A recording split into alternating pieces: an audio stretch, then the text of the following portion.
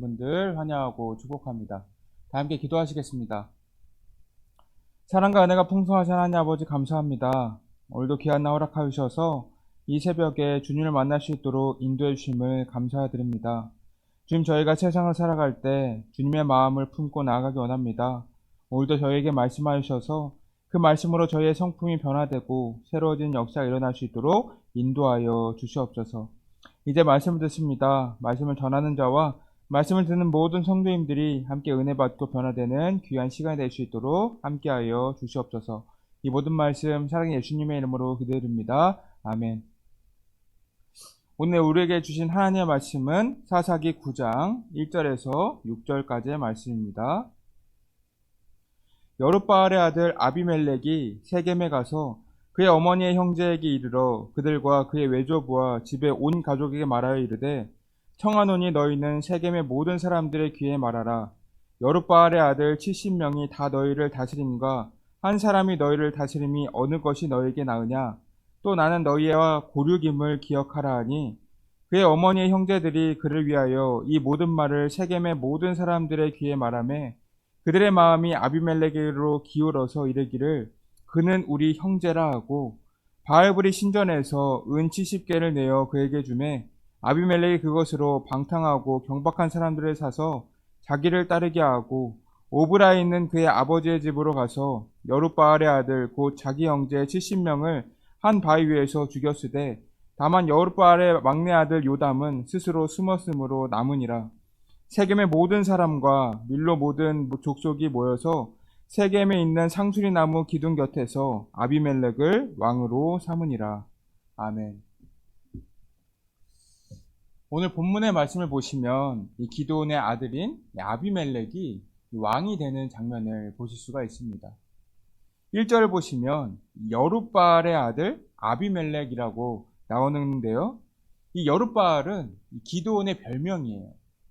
이 기드온은 미디안과 싸우기 전에 이 바알의 제단을 부순 사건이 있었습니다.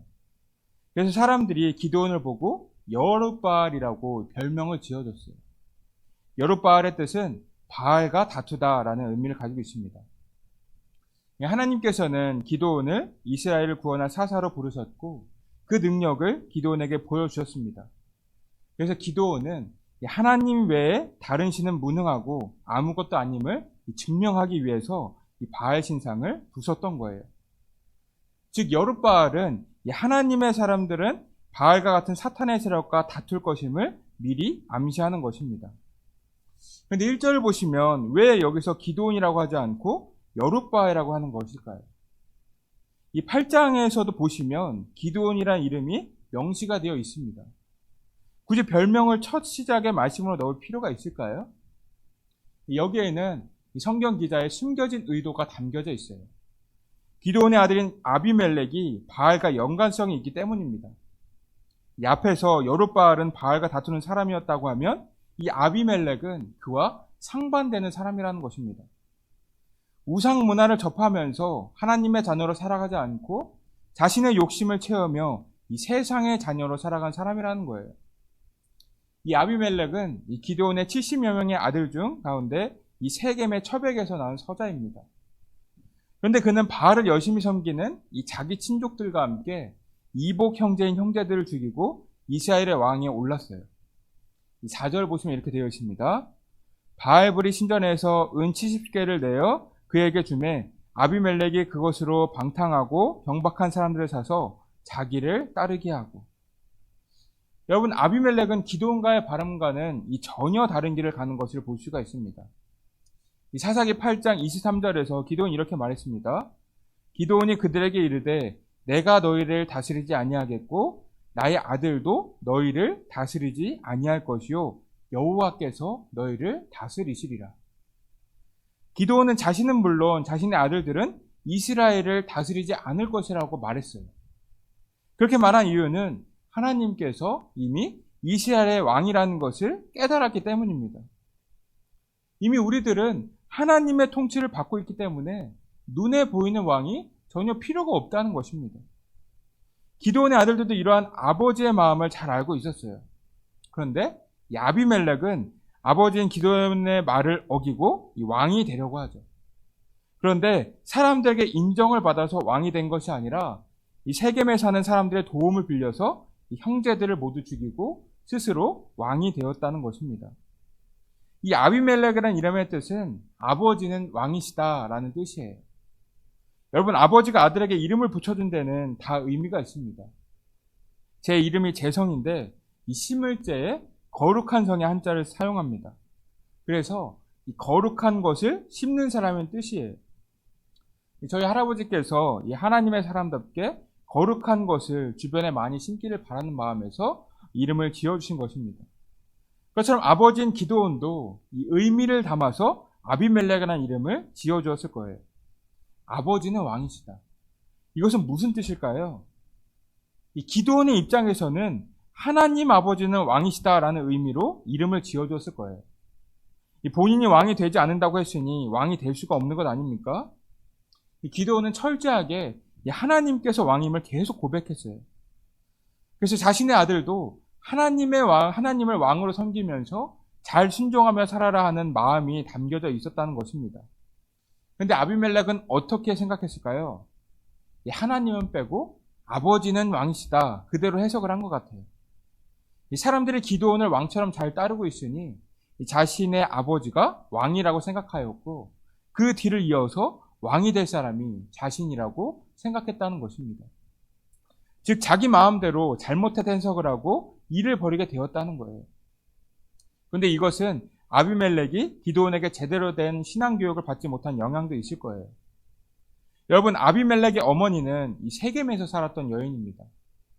이 세겜은 우상숭배가 극심했던 지역이에요. 이 세겜에 사는 사람들은 바알브릿 우상을 섬겼어요. 하나님께서 가증히 여기시는 우상숭배라는 지역이었다는 것입니다. 그렇기 때문에 아비멜렉이 아버지인 기드온보다 세겜 사람들의 영향을 더욱 많이 받고 자랐다는 것입니다. 그래서 하나님을 따르려고 하지 않고 이 자기 욕심에 따라 마음대로 살아갔다는 거예요. 그렇게 아비멜렉 안에 욕심이 자리 잡게 되었을 때 어떻게 되었을까요? 이 궤변을 늘어놓으면서 악한 일을 생각하게 되죠. 2절 보시겠습니다. 청하노니 너희는 세겜의 모든 사람들의 귀에 말하라. 여룻바알의 아들 70명이 다 너희를 다스림과 한 사람이 너희를 다스림이 어느 것이 너희에게 나으냐? 또 나는 너희와 고륙임을 기억하라 하니.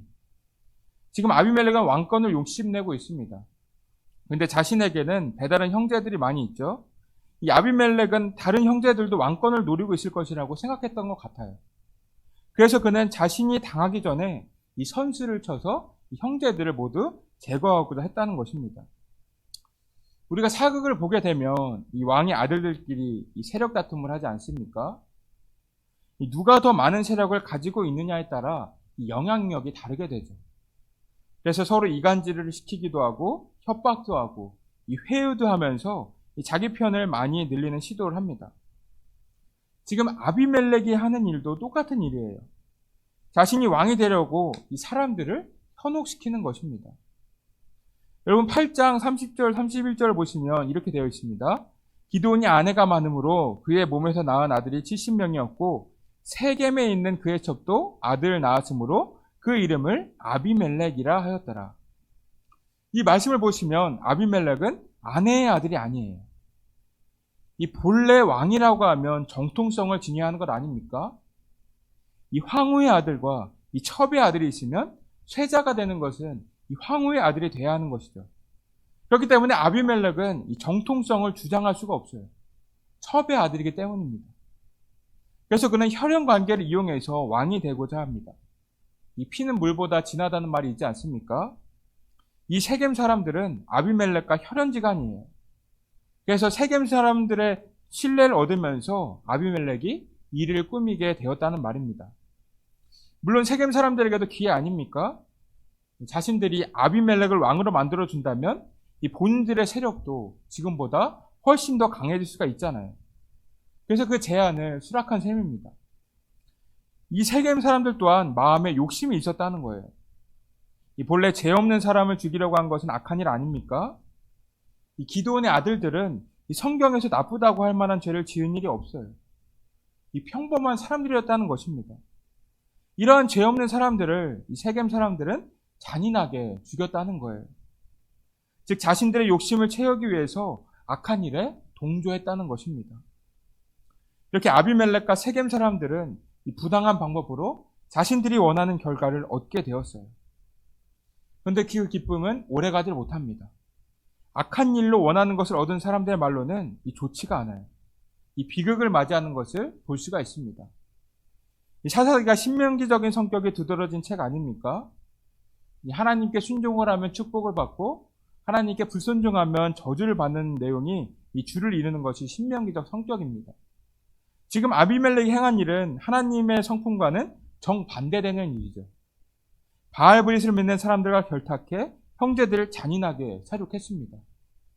이 하나님 앞에서 너무나도 가증스러운 일을 벌였다는 것입니다. 그래서 결국에 아비멜렉과 세겜 사람들은 이 하나님의 심판을 받게 됩니다.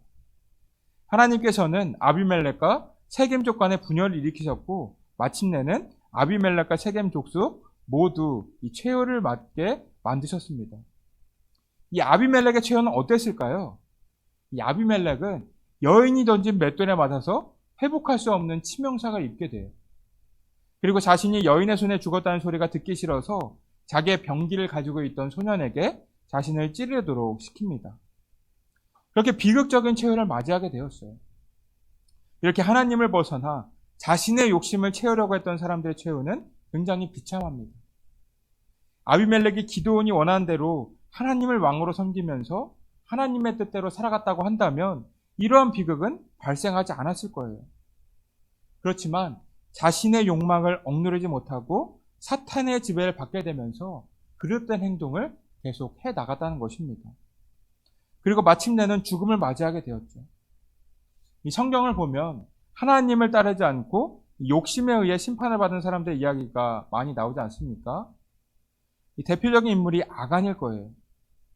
이스라엘 백성들은 여리고성 전투에서 승리를 한 후에 하나님께 예물을 바쳤습니다.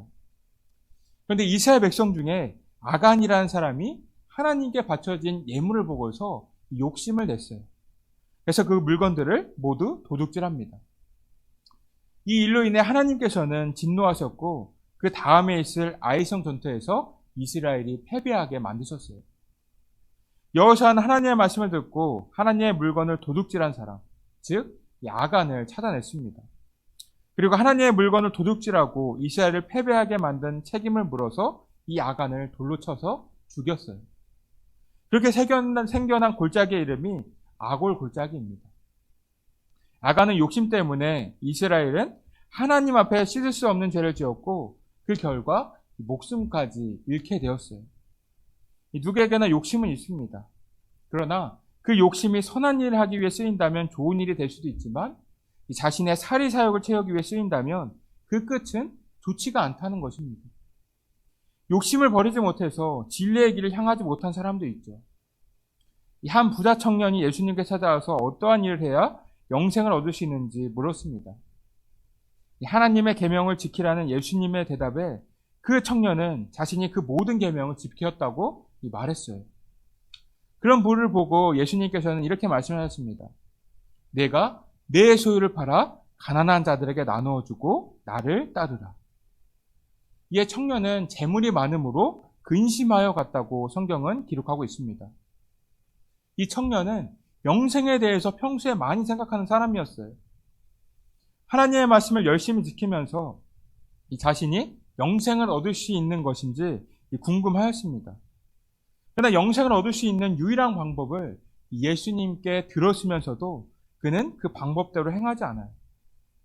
자신이 가지고 있는 재물을 사람들에게 나눠주기 아까웠던 것입니다. 마음 가운데 욕심이 있었다는 거예요. 그래서 그는 주님을 따르지 않고 세상으로 돌아갔습니다. 여러분, 우리가 세상의 욕심을 버리지 못한다면 우리의 인생은 주님의 뜻과는 반대되는 삶을 살아갈 수도 있습니다. 큰 돈을 벌고자 하는 욕심, 더 큰 집에 살고자 하는 욕심, 그 작은 욕심이 커지기 시작하면 우리는 소중한 것들을 잃어버릴 수가 있어요. 그렇게 우리는 우리 안에 있는 세상의 욕심을 내려놓아야 합니다. 주님께서 주신 것에 만족하면서 주님과 평안하게 살아가는 것, 그것이 주님께서 우리에게 바라시는 삶이라는 것입니다. 야고보서 1장 15절 보시면 이렇게 기록되어 있습니다. 욕심이 잉태한 즉 죄를 낳고 죄가 장성한 즉 사망을 낳느니라. 야고보서의 이 말씀대로 욕심은 죄가 되고 죄가 우리를 심판과 죽음으로 몰아넣습니다. 그렇게 우리는 욕심을 내려놓아야 해요. 우리는 오늘 욕심으로 인해 생긴 비극을 보게 되었습니다. 왕이 되고 싶다는 생각에 아비멜렉은 자신의 형제 자매들을 무참하게 살육했습니다. 그것이 잘못된 일이라는 것을 아는데도 멈추지를 못했어요. 그래서 그 욕심으로 인해 아비멜렉은 어떻게 되었습니까? 비참한 체hor을 맞게 되었어요. 성경에 나온 인물 중에서도 욕심으로 인해 하나님의 심판을 많이 받은 사람들이 있죠. 우리는 주님께서 기회를 주실 때 이 세상의 욕심을 내려놓아야 합니다. 우리가 이 기회를 놓치면 우리의 인생 또한 아비멜렉처럼 이 불행한 인생이 될 수가 있어요. 그렇게 되기 전에 바로 잡아야 한다는 것입니다. 우리가 세상에서 욕심을 내려놓고 하나님의 통치를 받으면서 나아갈 때 우리는 진정한 행복을 누릴 수가 있는 것입니다. 여러분들이 모두 세상에서 욕심을 내려놓고 우리의 왕 되시는 하나님의 통치를 받으면서 평안하고 행복한 삶을 누리시기를 주님의 이름으로 축복합니다. 이 시간 함께 기도하길 원합니다. 첫 번째로는 우리가 세상에서 욕심을 내려놓고 우리의 왕이신 하나님의 통치를 받는 삶을 살게 달라고 기도해 주시고, 두 번째 우리에게 연로하신 분들과 환우분들의 건강을 위해서 기도해 주시기 바랍니다. 마지막 세 번째로는 우리 다음 세대들의 믿음의 성장을 위해 기도해 주시기 바랍니다. 기도하겠습니다. 주님 감사합니다. 오늘도 귀한 시간 허락하여 주셔서 주님의 말씀을 함께 나누게 하심을 감사드립니다. 주님, 저희들은 주님의 자녀가 되었음에도 아직까지 아비멜렉처럼 세상에서의 욕심을 버리지 못하고 하나님께서 가증히 여기시는 죄의 자리에 빠질 때가 많이 있었음을 고백합니다. 이러한 저희들의 모습을 주님 앞에 회개하오니 저희들을 용서하여 주시옵소서. 주님, 이제는 저희들의 욕심을 내려놓고 저희의 왕 되시는 하나님의 통치를 받는 자녀들이 되기를 소망합니다. 죄에 대해서는 철저하게 분리되고 세상과는 구별된 거룩한 자녀의 삶을 살아갈 수 있도록 성령님께서 늘 저희와 동행하여 주시옵소서. 그래서 주님께서 주시는 진정한 행복을 삶 속에서 풍성하게 누리는 자녀들이 다 될 수 있도록 인도하여 주시옵소서. 오늘 하루도 주님의 은혜 가운데 기쁨과 평안이 넘칠 수 있도록 인도하여 주시옵소서. 이 모든 말씀 살아계신 예수님의 이름으로 기도드립니다. 아멘.